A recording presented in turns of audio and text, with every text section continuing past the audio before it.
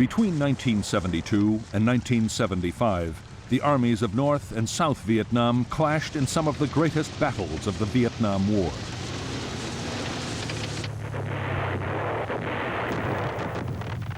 Twice in 3 years, the government of the North launched full-scale attacks against the American-backed South.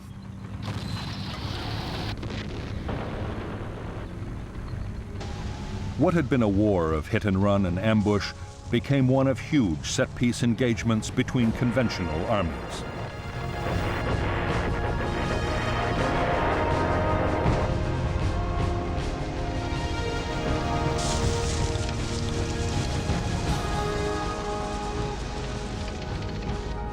The South Vietnamese army, backed by American air power, repelled the North's first onslaught.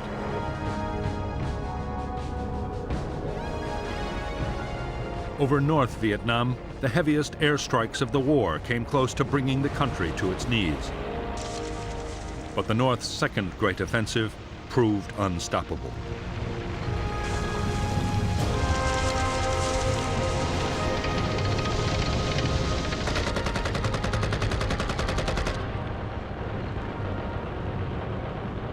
The American strategy had been to arm and train the South Vietnamese to defend themselves. American combat troops had gone. For South Vietnam, the result was catastrophe. In a fierce campaign lasting 4 months, North Vietnamese tanks smashed their way to the gates of Saigon.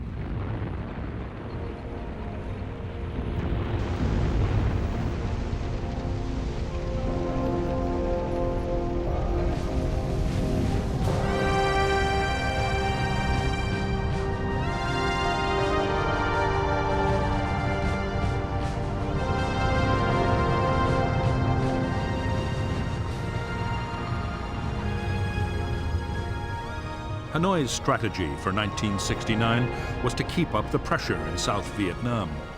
While negotiations were going on in Paris, they meant to improve their position on the battlefield.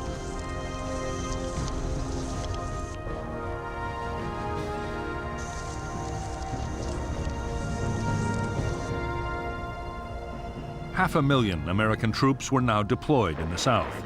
In February 1969, in an echo of the Tet Offensive the previous year, their bases were the targets of a major Viet Cong offensive.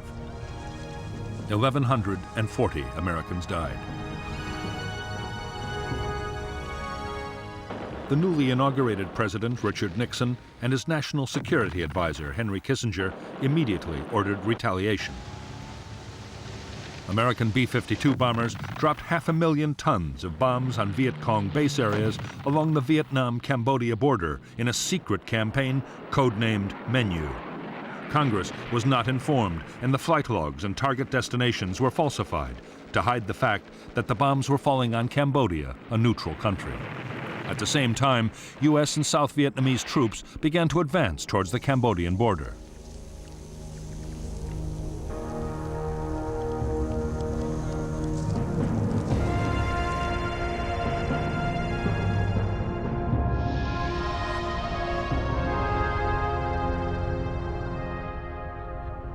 The Viet Cong offensive of spring 1969 had been launched by 4 divisions made up mostly of North Vietnamese Army units.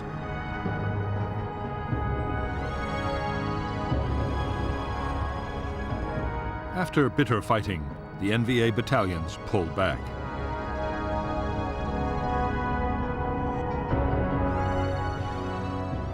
Only local NLF battalions were left behind, and those were ordered to break down into smaller groups.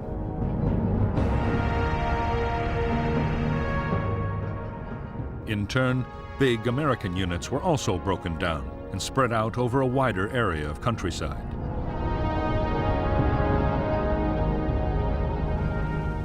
Increasingly, American forces were paired with the South Vietnamese Army for operations in the most heavily populated areas of South Vietnam.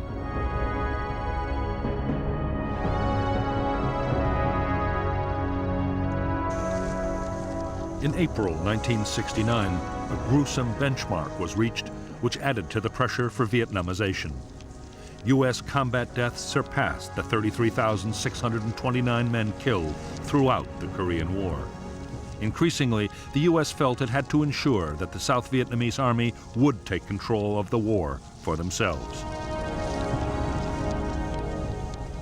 The American plan was to help the South Vietnamese government regain control over vast areas of the countryside. The populated areas were swamped with patrols trying to find an increasingly elusive enemy. Often the aim was to draw the Viet Cong into attacking a small unit and then hit back with massive airstrikes and attacks by helicopter gunships. The new kind of war being fought in and around the villages was enormously destructive. American firepower caused heavy civilian casualties and widespread damage. For the NLF guerrillas, the second half of 1969 was a nightmarish ordeal. In less than 2 years, their casualties had been more than 70% in many areas. Food was desperately short as support from the villages faded away, and American patrols interfered with supplies.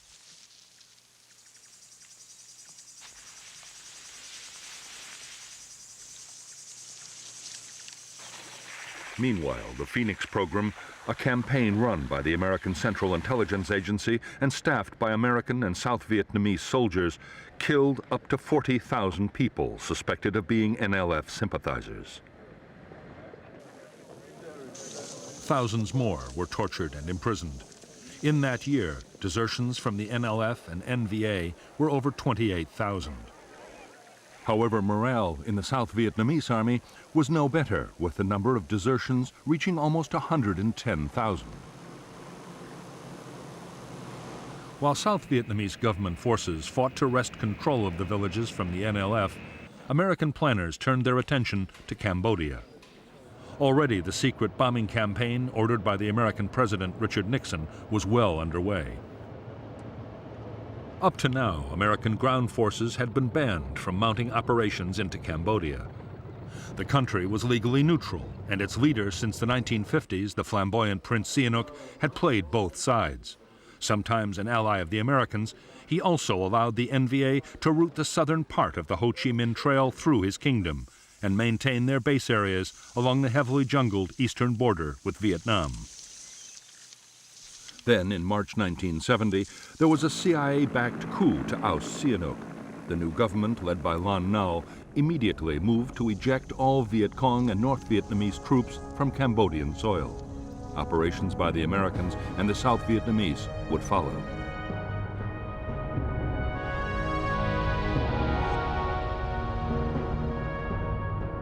The Viet Cong base areas inside Cambodia were attacked from the west by the Royal Cambodian Army. North Vietnam quickly diverted army units to defend them.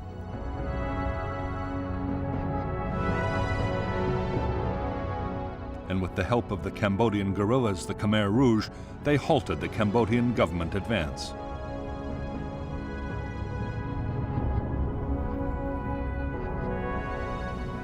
Meanwhile, the Americans and the South Vietnamese had deployed powerful forces on their side of the border.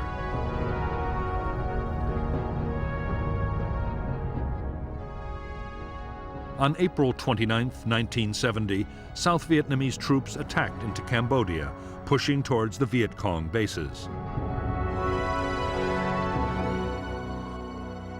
2 days later, the U.S. force of 30,000, including elements of 3 U.S. divisions, mounted a second attack. The next target was a base area in the Se Sam Valley. Soon after, more assaults were mounted further south.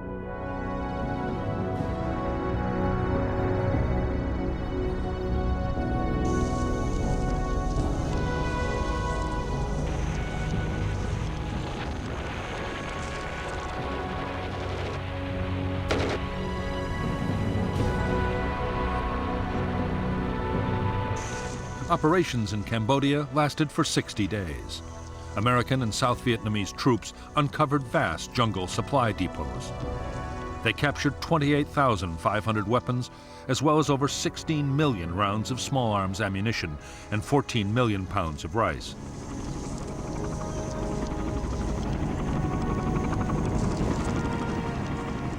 Although most Viet Cong troops had managed to escape across the Mekong, there were over 10,000 NVA and NLF casualties. However, when the South Vietnamese commander was killed in a helicopter crash, his forces withdrew. When news of the Cambodian incursion broke in the United States, there was public outcry. Many believed that in spite of President Nixon's promises to get out of Vietnam, he meant to expand the war.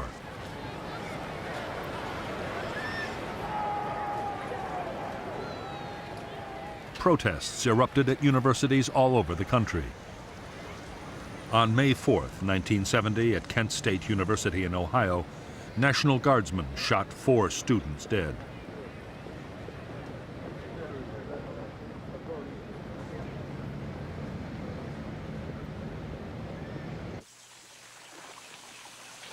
The deep divisions about the U.S. role in Southeast Asia were having a powerful effect on American troops in Vietnam.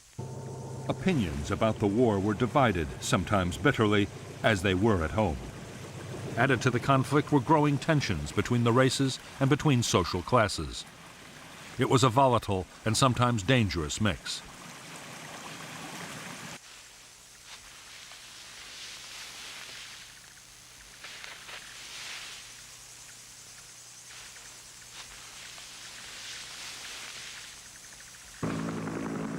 By now, there were few career sergeants and officers still to serve their tours in Vietnam. Down to Romeo, we can move back down to the Whiskey on the Romeo and make a 3-shipper in a hurry. Much of the burden of maintaining discipline was falling on newly promoted and often inexperienced leaders. Between 1969 and 1971, the U.S. Army would record more than 700 attacks by troops on their officers. 83 officers were killed and almost 650 were injured. Many attacks were by fragmentation grenades rolled into the victim's tent, a practice known as fragging. The whole discipline problem was aggravated by widespread drug abuse.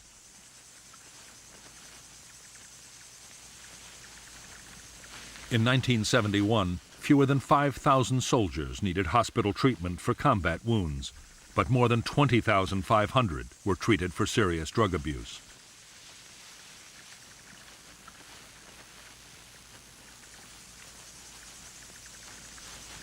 By this time, it was plain to most soldiers that the United States would pull out of Vietnam.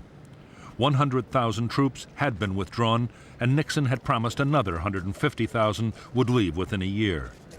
No one wanted to be the last American soldier to die in Southeast Asia.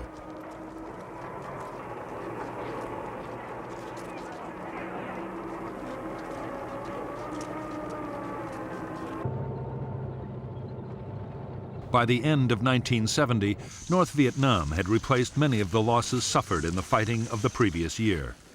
Their leaders were intent on launching a new campaign, and floods of men and supplies were being sent down the Ho Chi Minh Trail through Laos and Cambodia to South Vietnam.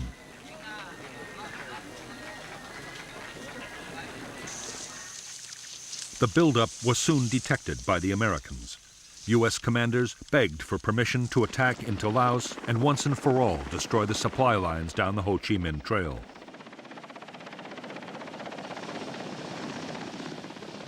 Their hopes were quickly dashed. The U.S. Congress banned any American ground operations beyond the borders of South Vietnam.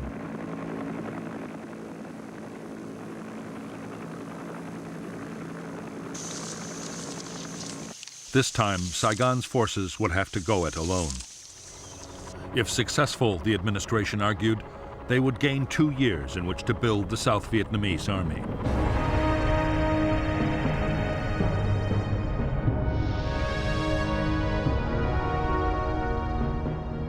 The South Vietnamese attack into Laos was codenamed Operation Lam Son 719. The offensive opened with the U.S. Army's 24th Corps clearing Route 9 to Khe Sanh.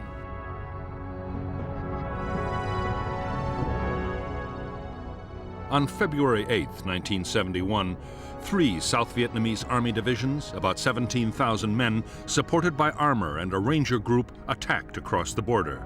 However, they were advancing into an NVA trap, carefully planned and with well-coordinated defenses. The targets were 2 major North Vietnamese Army bases, known as 611 and 604. They were defended by over 40,000 combat troops. The South Vietnamese had established a series of fire bases to protect their flanks. The NVA launched fierce counterattacks against these bases and the main advance with T-54 tanks employed for the first time and 130mm guns. Other NVA units moved to cut Route 9, trying to encircle the invading column.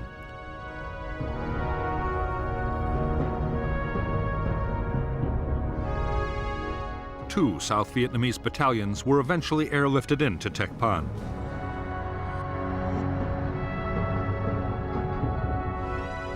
President Thieu assumed command of what became a disastrous operation. And on March 8th, he ordered a retreat. It became a rout.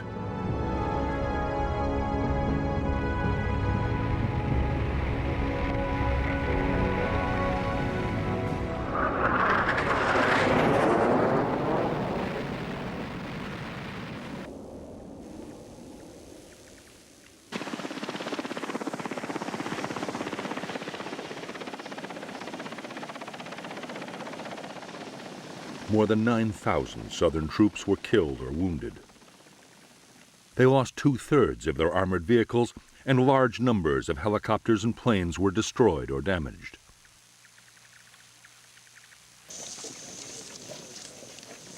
A crucial test of the South Vietnamese Army's ability to fight without American support had ended in humiliation.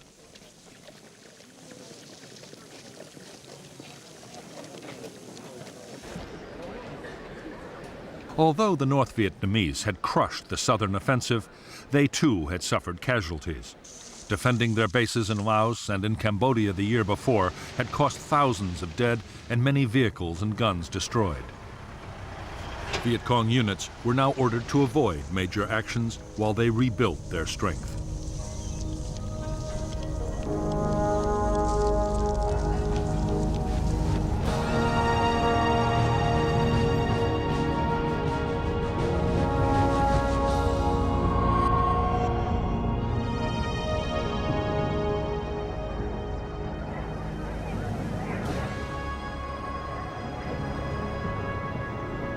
Since the death of Ho Chi Minh in September 1969, Prime Minister Pham Van Dong, Lê Duan, the Communist Party leader, and General Giap, the defense minister, were determined not to abandon Ho's legacy.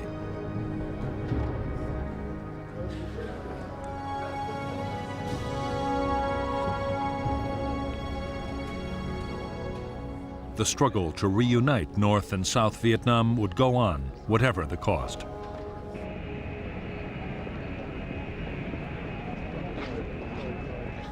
Since the Americans had begun to withdraw troops from the South, Northern leaders had been faced with a dilemma. Should the North wait to mount another major offensive until after the Americans had gone, or should it keep up the momentum?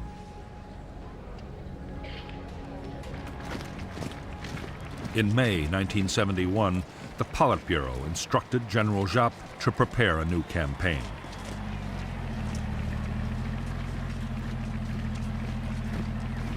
For some time, the North's strategy had been to fight and negotiate at the same time.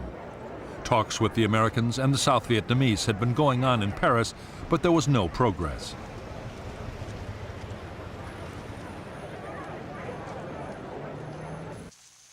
Northern leaders now believed that a victory on the battlefield might break the stalemate. At the very least, it could prove to the Americans that their policy of Vietnamization was not going to save the South.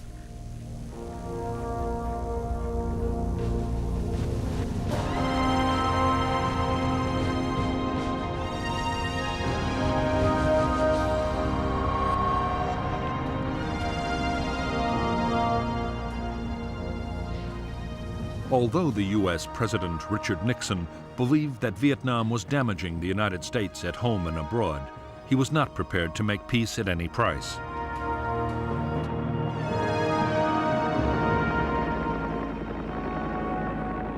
Nixon feared a climb down would dangerously weaken America's credibility as an ally in the eyes of the world.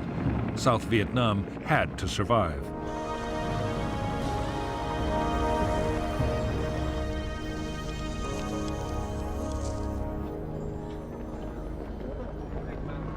As well as the formal peace negotiations in Paris, there were also secret meetings between Henry Kissinger, Nixon's national security advisor, and the North Vietnamese.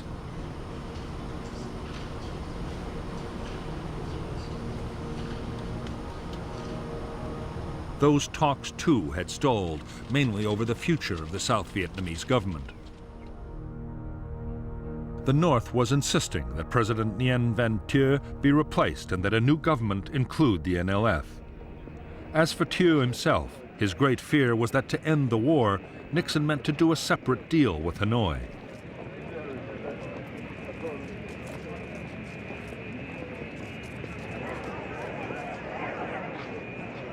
In fact, Nixon and his advisor, Henry Kissinger, were looking not to North Vietnam, but to Moscow and Beijing. Nixon's hope was that the Chinese or the Russians would put pressure on the North Vietnamese to compromise.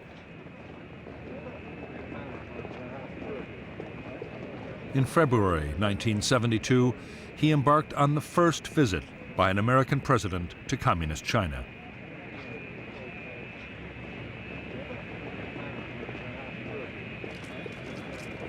Now that U.S. troops were withdrawing from Vietnam, China's leader, Mao Zedong, increasingly favored an end to the war.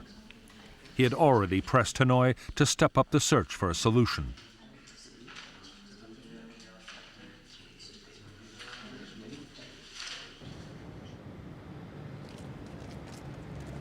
Neither Nixon nor his advisors were aware of it, but because of centuries of mistrust, North Vietnam had no intention of listening to the Chinese.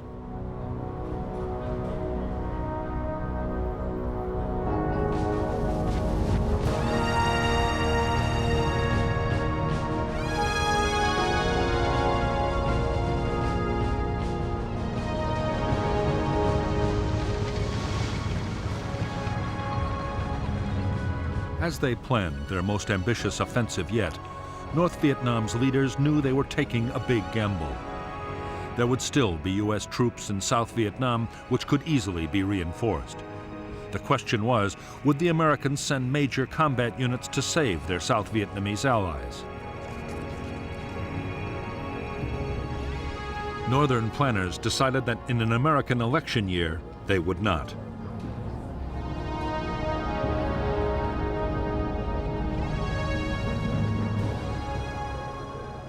The success of the coming campaign would depend on assembling huge quantities of weapons and supplies.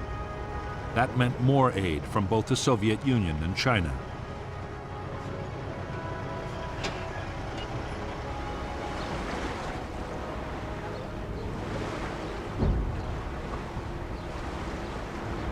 Although by now both superpowers were reluctant supporters of the war, neither was prepared to lose influence to the other.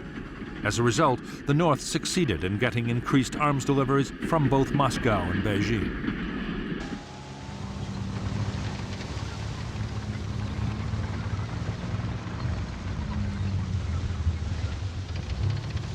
More than any offensive they had launched before, this one would depend on speed and mobility. For the North, it would be a new kind of battle, using tanks and artillery to smash through enemy lines. The plan foresaw 3 major armored thrusts slicing deep into South Vietnam.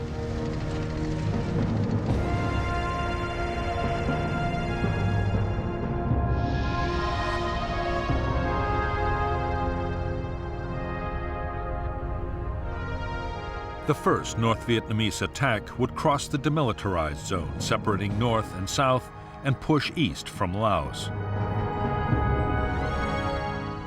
2 whole provinces and the cities of Quang Tri, Hue, and Da Nang would be captured.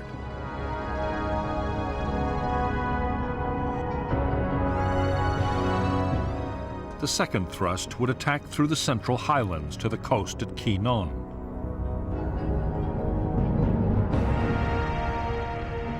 The third assault would strike from Cambodia and capture An Lac.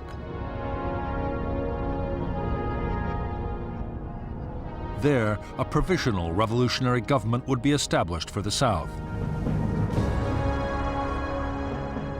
If resistance was still light, units would press on and capture the capital, Saigon.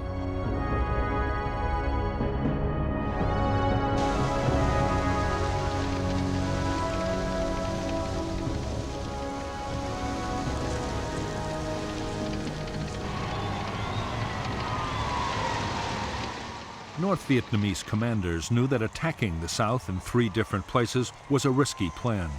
In none of the attacks would they have an overwhelming superiority of troops over the enemy. However, General Giap believed that multiple thrusts would keep the South guessing about what might come.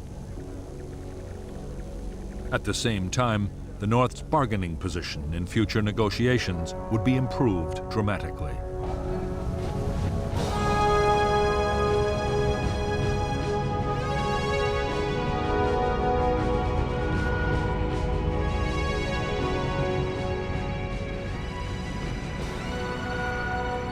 By January 1, 1972, only 133,000 U.S. servicemen remained in South Vietnam. 2/3 of American troops had gone in 2 years. Australian and New Zealand contingents were also about to leave, and South Korean forces had already begun to return home.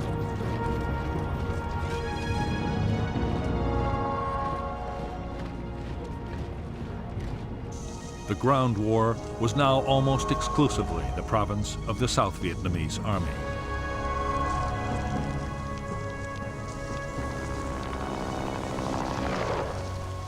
As Vietnamization had gone on, U.S. field commanders had been under orders from Washington to keep American casualties down. Most operations were now defensive, designed to protect U.S. bases from mortar and rocket attacks.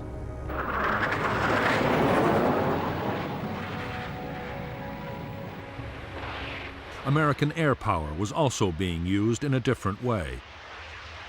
U.S. fighter bombers were still mounting vigorous attacks on the Ho Chi Minh Trail in Laos. More than 70,000 sorties in 1971.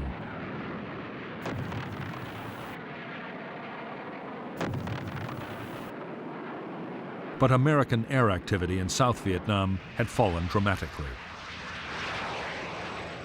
There, the South Vietnamese Air Force was expected to look after most ground support operations.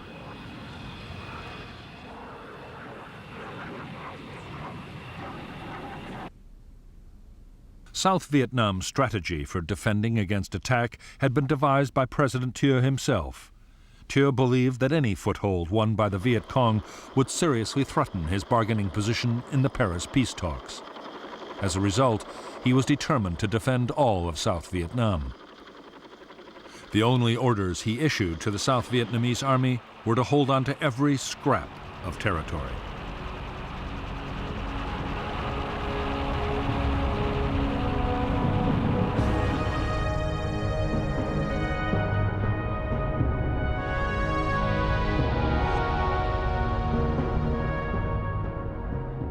The front line of the South Vietnamese Army's defense was a string of forts and outposts along the borders.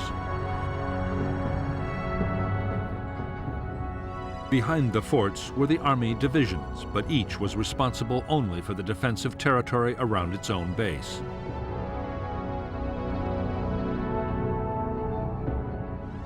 The South's Joint General Staff also held a reserve of airborne and marine troops to act as a fire brigade in the event of an attack. The defense would be backed up by American strike aircraft, U.S. carriers in the Gulf of Tonkin, and B-52 bombers.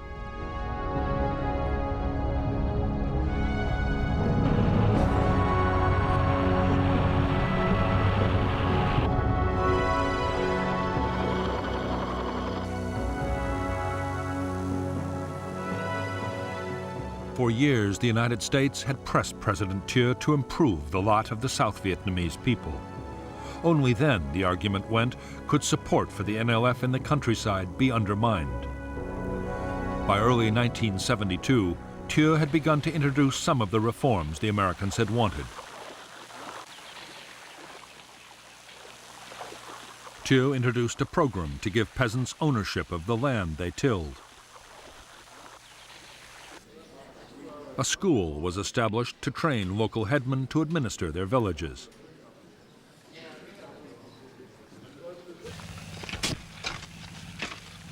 Recruitment to local self-defense militias was stepped up. Thieu's hollow boast was that 97% of all hamlets and villages in the South were under government control.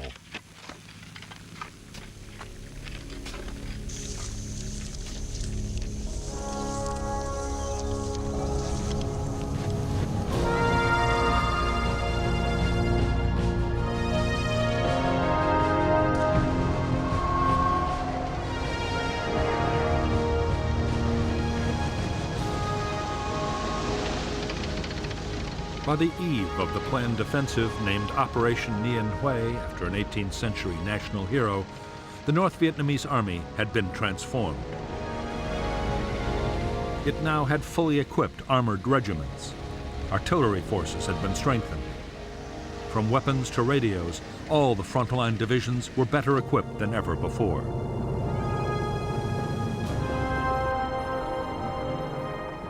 The port of Hai Phong was still jammed with Soviet shipping delivering military supplies.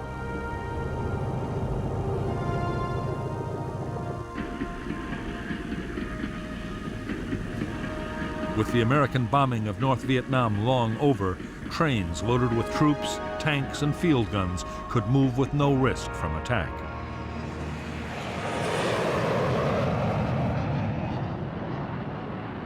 The North Vietnamese Air Force had more than 200 jet fighters which patrolled energetically over southern North Vietnam.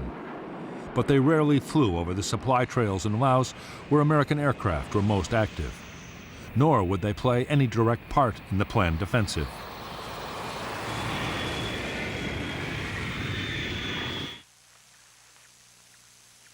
Instead, very large numbers of anti-aircraft guns had been deployed to cover the supply lines and assembly areas.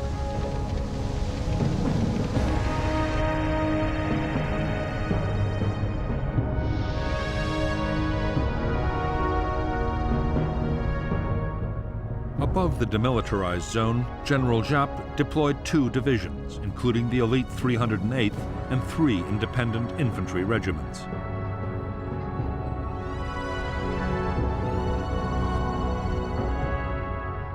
The infantry were backed by tank, artillery, and sapper regiments. Another division was poised in Laos, opposite the former U.S. base at Khe Sanh.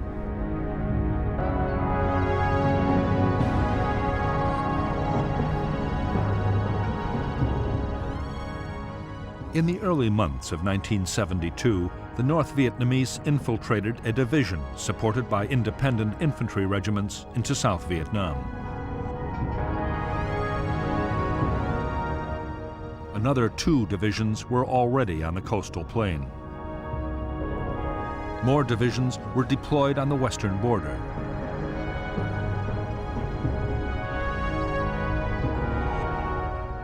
Further south, another formation threatened the Mekong Delta.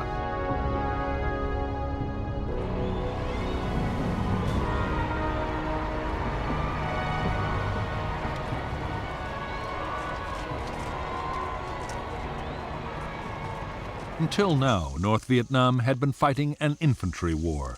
Its army in the field could maintain its operations as long as food and ammunition lasted. The coming offensive would be very different. A modern conventional battle of firepower and maneuver would pose a whole range of completely new problems.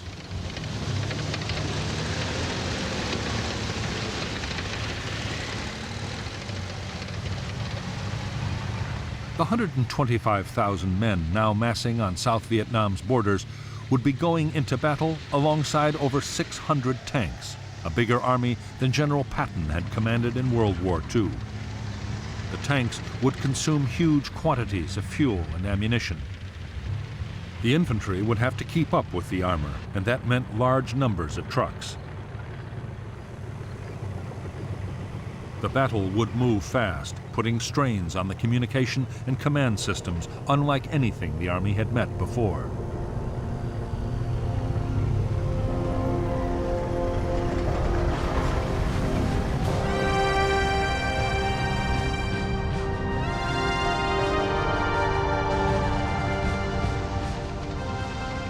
The main North Vietnamese Army tanks were the Soviet-designed T-54 and T-72, and their Chinese copies.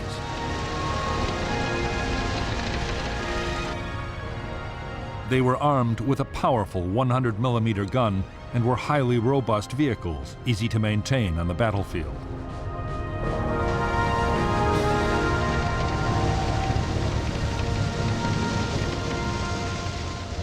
Some units were also equipped with the World War II vintage T-34 tank.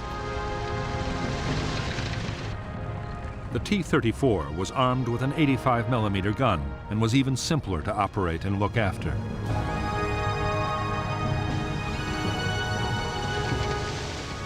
Like the T-55, it could fire either armor-piercing or high-explosive shells.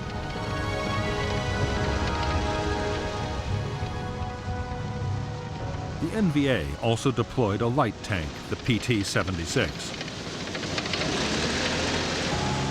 It was armed with a 76mm gun, and it was amphibious. The ability to cross rivers and canals would make it a especially valuable weapon in the lowlands of South Vietnam.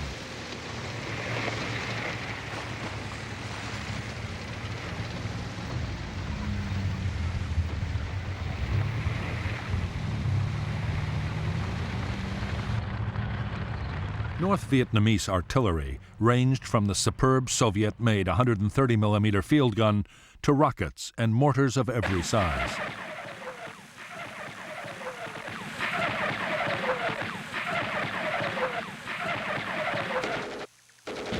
All infantry units had their own air defense artillery and machine guns.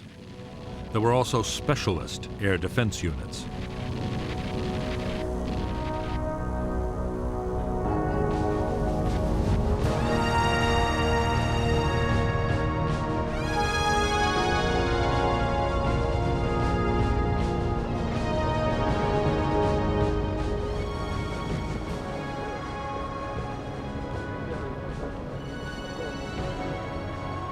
In 12 years of war in South Vietnam, Laos, and Cambodia, Viet Cong forces had suffered appalling losses. By early 1972, over 600,000 North Vietnamese Army troops and NLF had died. As well as those killed in battle, many thousands had perished from disease and American air attacks on the long journey down the Ho Chi Minh Trail.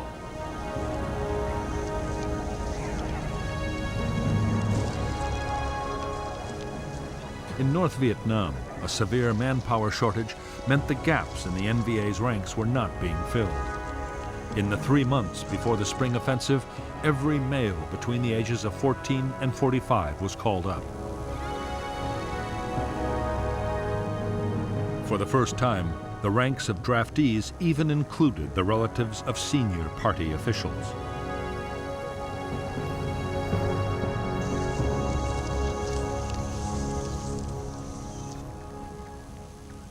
The NLF in South Vietnam was also suffering a manpower crisis. Saigon government troops and officials seemed to be everywhere, making it difficult for NLF recruiting teams to operate. Even the ranks of local guerrilla units were being boosted by North Vietnamese regular troops.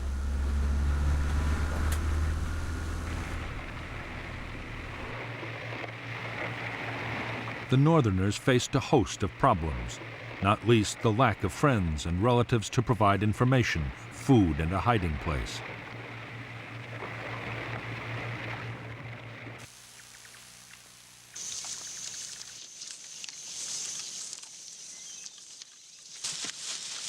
The The ever-increasing dominance of the North Vietnamese over the NLF was causing real tensions in Viet Cong units. Many NLF members believed the North no longer saw them as equal partners. There was a growing fear that once victory was achieved, Northerners would simply take over the South. In every unit, political officers worked hard to ease friction between NVA troops and their Southern comrades.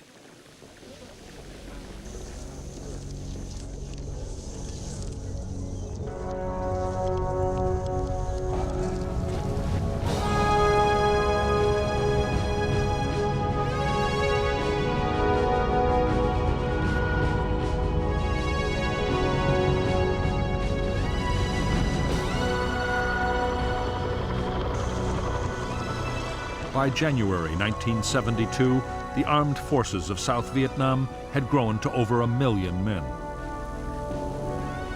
The Americans' Vietnamization program was in full swing, with a massive equipment and training effort. The Army's supply and logistics system was also being built up to cope with a whole new scale of operations.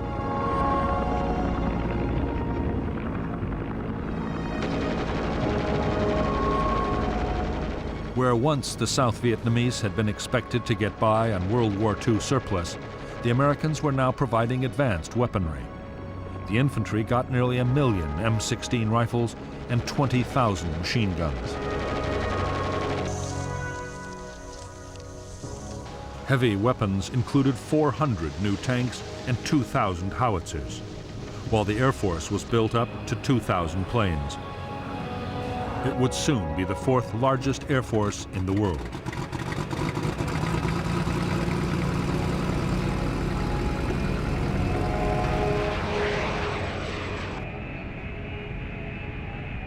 Transforming the South Vietnamese Army into a modern fighting military machine was not proving easy.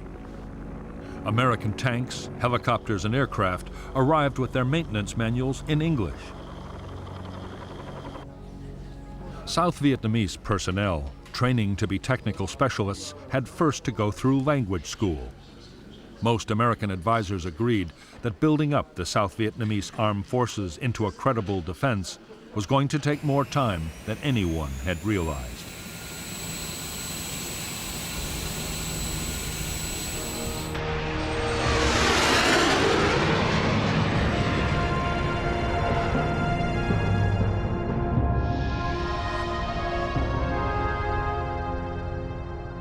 South Vietnam was divided into 4 military regions, each the responsibility of an Army corps.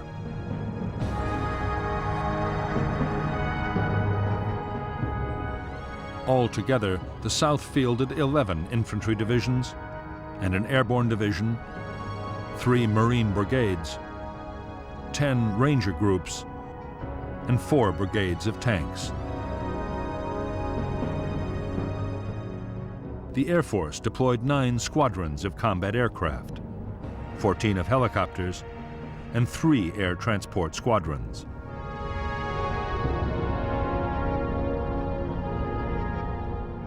U.S. Army combat forces were now down to a handful of units at Da Nang, around Saigon, and at Can Tho in the Delta.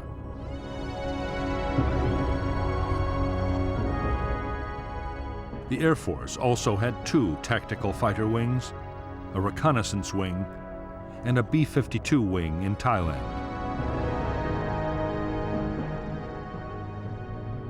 The Navy carriers Hancock and Coral Sea were still on Yankee Station in the Gulf of Tonkin.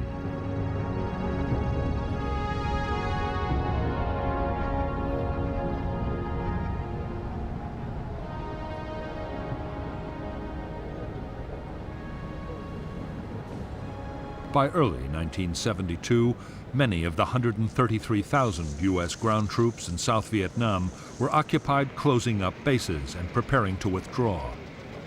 But aviation units of the Army, Navy, and Air Force were still operating, as were logistics and communications specialists. So were 1,400 Army and Marine advisors attached to South Vietnamese units.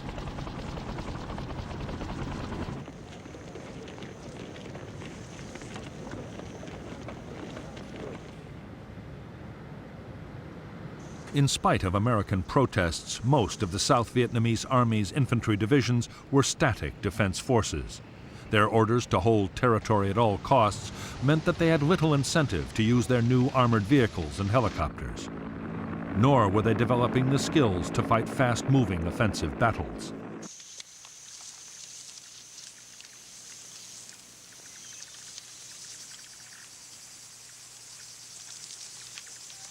Because the Army's infantry divisions had their own territory to defend, they had grown increasingly settled. The divisional bases were soon surrounded by shanty towns as soldiers' families set up home close by.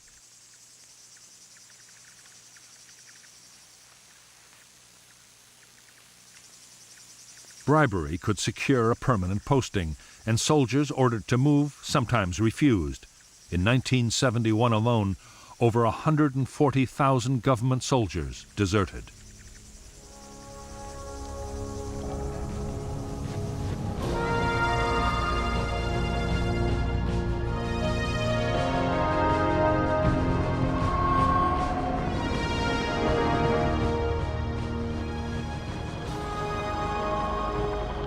In the battles ahead, Southern forces would be faced with large North Vietnamese armored formations for the first time in the war. For the infantry, the main defense was the Law, the light anti-tank weapon. It was a one-shot disposable launcher which fired a shaped charge rocket. It was already highly valued by the troops for destroying bunkers and fortified positions.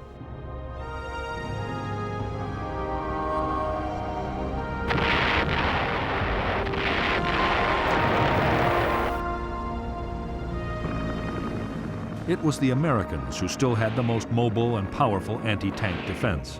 The TOW was a wire-guided anti-tank missile, often mounted on a helicopter gunship.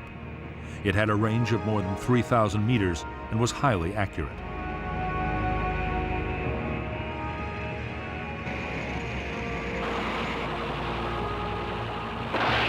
As long as the gunner kept his sights on the target, the weapon's computer system would ensure a hit.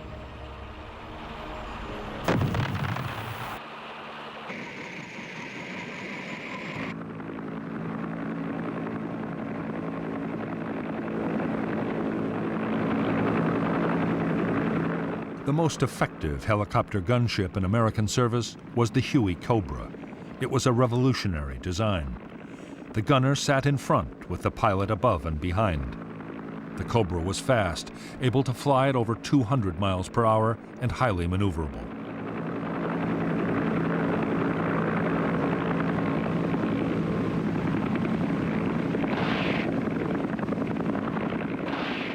It could carry a devastating array of weapons: miniguns, automatic grenade launchers, a multi-barrel 20mm cannon, and 76 rockets.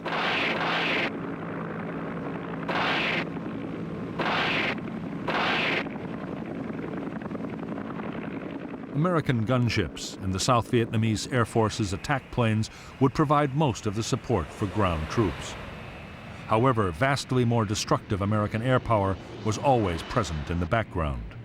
B-52 bombers, some able to carry over 31 tons of bombs, were still attacking targets in Laos and Cambodia.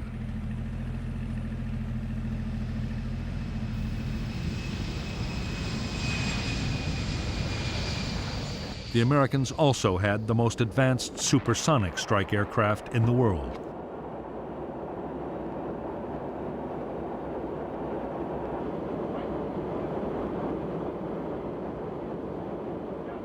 The F-111 had a unique swing-wing design.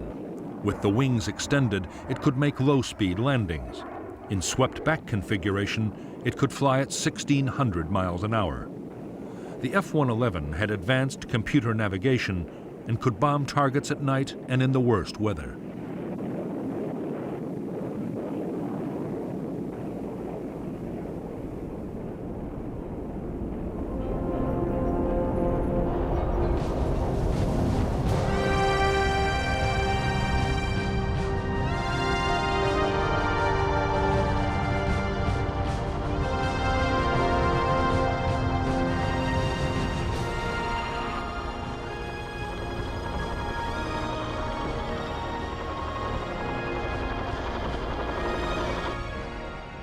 Most major South Vietnamese Army units still had American military advisors. They were usually career soldiers, many on their second or even third tour of duty in Vietnam. The main role of advisors to infantry units was to coordinate the vast array of American firepower still on call.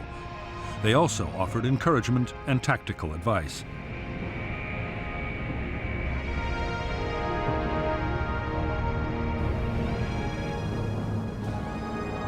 In some units, the advisor's presence had an unforeseen drawback.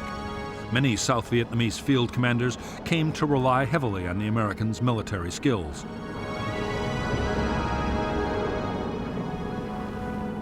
As the months went on and advisors were gradually withdrawn, large numbers of South Vietnamese officers would find themselves unable to command on their own.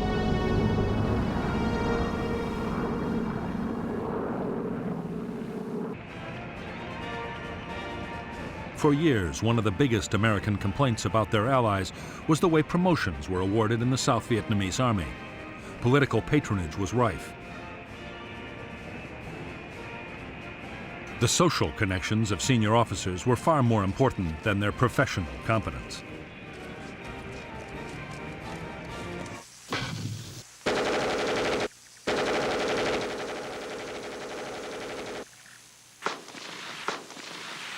There was one unexpected plus in the way that South Vietnamese Army promotions worked. Officers lacking political influence could stay in combat units for years. As a result, by 1972, many of the South Vietnamese Army's frontline formations were led by highly experienced and battle-hardened men.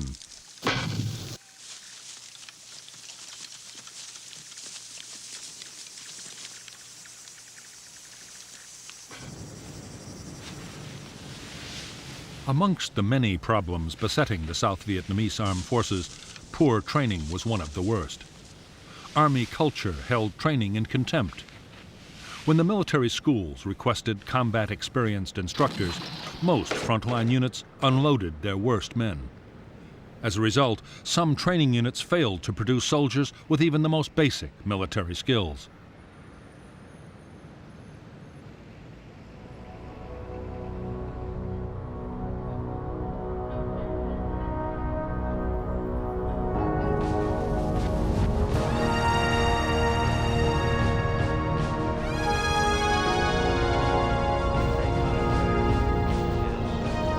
President Nixon meant to follow his triumphant visit to China by next going to Moscow.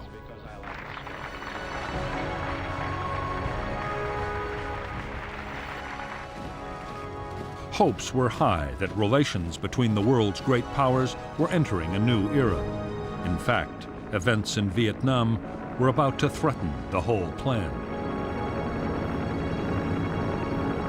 Since the American bombing of North Vietnam had ended in late 1968, U.S. reconnaissance activity had been intense.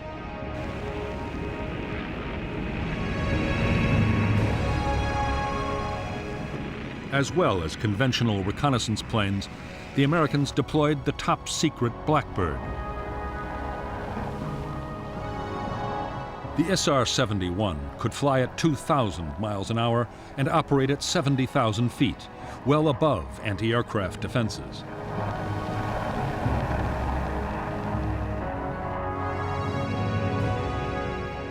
By the opening weeks of 1972, reconnaissance pictures of southern North Vietnam, as well as the border areas of Laos and Cambodia, had shown a dramatic communist buildup.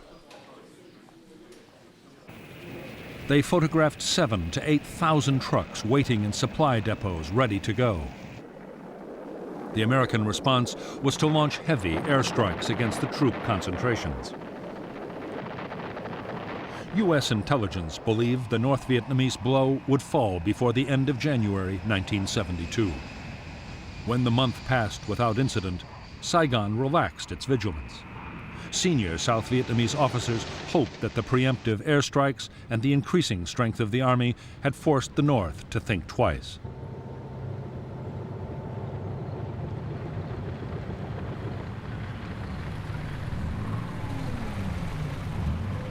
So confident were the Americans that the U.S. Defense Secretary, Melvin Laird, told Congress that a major communist offensive was not a serious possibility.